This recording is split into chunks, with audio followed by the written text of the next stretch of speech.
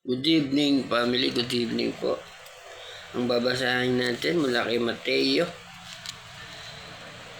28, 16 hanggang 20.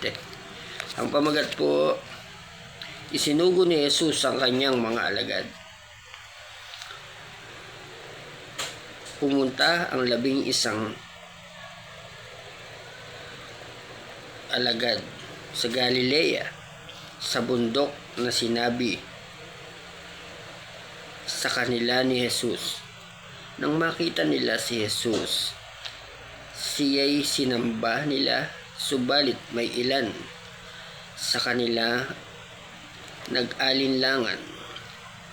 Lumapit si Jesus at sinabi sa kanila,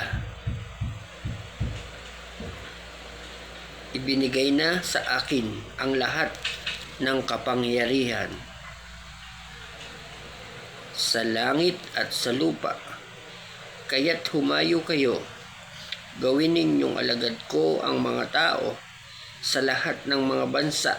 Baptismuhan ninyo sila sa pamamagitan ng Ama at ng Anak at ng Espiritu Santo. Turuan ninyo silang sumunod sa lahat ng inuutos ko sa inyo. Tandaan ninyo, ako'y laging kasama ninyo hanggang sa katapusan ng panahon."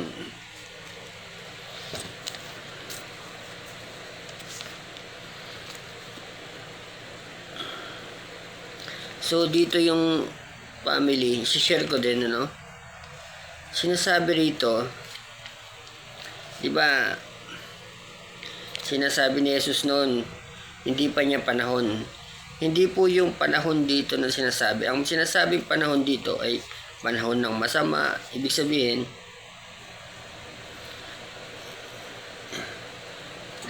hindi nyo kasi maunawaan yun kung hindi nyo mararamdaman ng Espiritu Santo.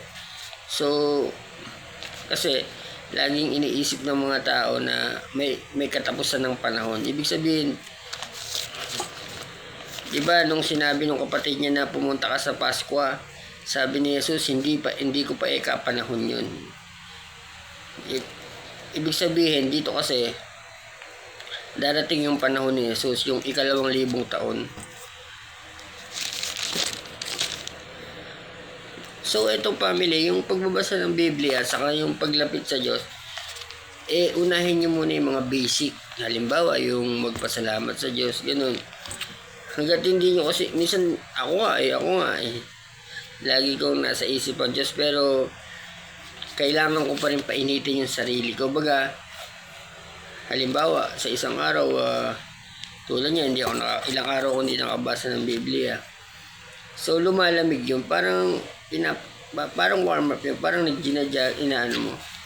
warm up mo yung sarili mo patungkol dito. Halimbawa, nakikinig ka ng mga awitin patungkol sa Diyos. Yun yung mga basic needs natin para hindi tayo nawawala sa ating pananampalataya, no? So, maraming salamat po sa lahat. Patawarin niyo po kami sa lahat ng aming nagawang kasalanan sa isip, sa salita, at sa gawa, sa espiritu at sa laman. Ingatan niyo po ang lahat ng mag-iingat sa amin at pagpalain ang lahat ng nagpapala sa amin sa pangalan ni Jesus.